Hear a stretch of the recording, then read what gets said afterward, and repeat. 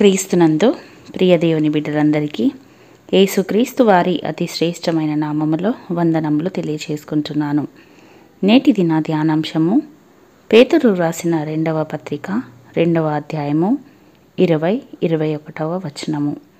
వారు నీతి మార్గమును అనుభవపూర్వకముగా తెలుసుకొని తమకు అప్పగింపబడిన పరిశుద్ధమైన ఆజ్ఞ నుండి తొలగిపోవట కంటే ఆ మార్గము అనుభవపూర్వకముగా తెలియకయుండుటయే వారికి మేలు. ప్రియులారా, మత్తయి సువార్త నుండి అపోస్తుల కార్యముల వరకు ఎక్కడ చూసినా కూడా యూదులు ధర్మశాస్త్రానుసారంగా వారు లేరు వీరు లేరు అంటూ క్రీస్తుని శిష్యులను హింసిస్తూ దూషిస్తూ అవమానిస్తూ శిక్షలు విధిస్తూ వచ్చారు.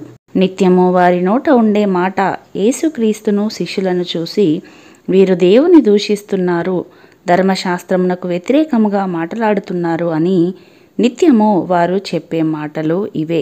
ఇతడు ఇట్లెందుకు చెప్పుచున్నాడు? దేవదూషణ చేయుచున్నాడు గదా, దేవుడొక్కడే తప్ప పాపమును క్షమింపగలవాడెవడని తమ హృదయంలో ఆలోచించుకొనిరి.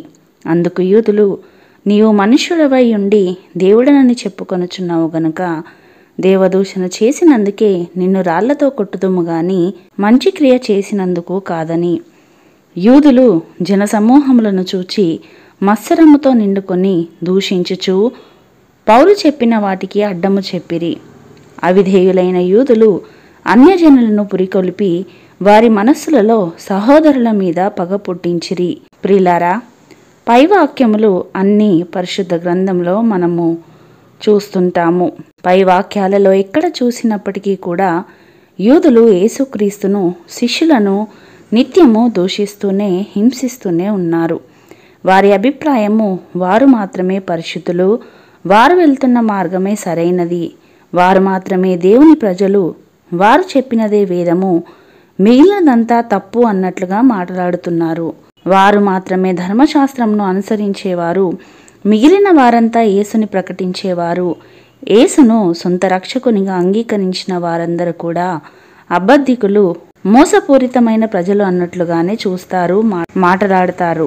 కానీ ధర్మశాస్త్రమును చదివేవారు యూదులు మాత్రము ఆ ధర్మశాస్త్రము క్రీస్తు గురించి ఏమీ తెలియజేస్తుంది అని వివేచించరు, ఆలోచించరు, పరిశోధించరు, ధర్మశాస్త్రమును ధ్యానించరు.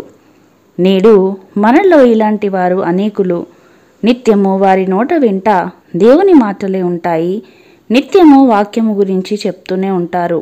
నిత్యము వాక్యాన్ని వల్లిస్తూనే ఉంటారు. వాక్యము ఎక్కడ దొరికితే అక్కడ దానిని భుజించడానికి సిద్ధమే అన్నట్లుగా ఉంటారు. కానీ వారు మాత్రము వాక్యానుసారముగా జీవించరు.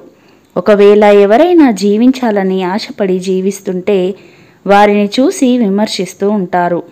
వారి గురించి చెడుగా మాట్లాడుతూ ఉంటారు. వారి గురించి తప్పుగా ఆలోచిస్తూ ఉంటారు. అందుకే దేవుని వాక్యము ఈ విధంగా సెలవిస్తుంది. వీరు వ్యర్థమైన డంబపు మాటలు పలుకుచు తామే శరీర సంబంధమైన దురాశలు గలవారై తప్పు మార్గమందు నడుచువారిలో నుండి అప్పుడే తప్పించుకొనిన వారిని, అనగా అప్పుడే రక్షించబడిన వారిని, ఆధ్యాత్మికముగా బలపడుతున్న వారిని పోకిరి చేష్టల చేత మరలు కొలుపుచున్నారు. తామే భ్రష్టత్వమునకు దాసులయుండియు అట్టివారికి స్వాతంత్రము ఇత్తుమని చెప్పుదురు అను వాక్యము సెలవిస్తుంచున్నది.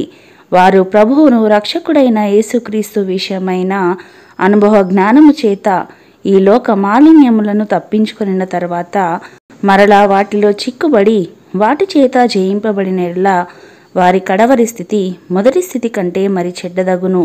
యెహోవా ఇలాగు సెలవిచ్చుచున్నాడు, మార్గములలో నిలిచి చూడుడి, పురాతన మార్గములను గూర్చి విచారించుడి, మేలు కలుగు మార్గం ఏది అని అడిగి అందులో నడుచుకొనుడి, అప్పుడు మీకు నెమ్మది కలుగును.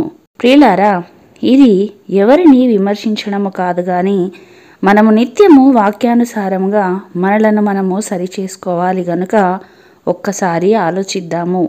వాక్యాన్ని అనుసరించకుండా, వాక్యానుసారముగా జీవించకుండా, సత్యమేమిటో గ్రహించకుండా, వివేచన లేకుండా నిత్యము వాక్యాన్ని పఠించడం వలన ఎలాంటి ఉపయోగము లేదు. యూదులలో అనేకులు అలానే ఉన్నారు గనుక వారి వలె మనము ఉండకుండా మేలు కలుగు మార్గమేదో పరీక్షించి దానిలో నడుచుకున్నటకు మనలను మనము సిద్ధపరచుకుందాము. అట్టి కృప దేవుడు మనలకందరికీ అనుగ్రహించునుగాక. ఆమెన్. ప్రార్థించుకుందాము. పరిశుద్ధుడవైన మా దేవ, పరలోకమందు ఆసీనుడా, మీ పరిశుద్ధమైన నామమును బట్టి తండ్రి మీకు వందనాలు. మీ కృపలో మమ్మలను భద్రపరుస్తూ అనుదినము అనుక్షణము మమ్మల్ని ఆదరిస్తున్న దేవా మీకు స్తోత్రములు.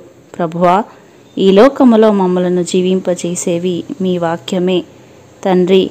అట్టి వాక్యమును వినమట్టు వారమే కాక అనుసరించు వారముగా, సత్యాన్ని గ్రహించి నడుచుకుని వారముగా, ఈ లోకంలో అనేకులకు మాదిరికరంగా మేలుకరముగా జీవించే కృపలోనికి మమ్మలను నడిపించుమని యేసయ్య పరిశుద్ధ నామములో ప్రార్థించి వేడుకొనుచున్నాము పరమ తండ్రి. ఆమెన్.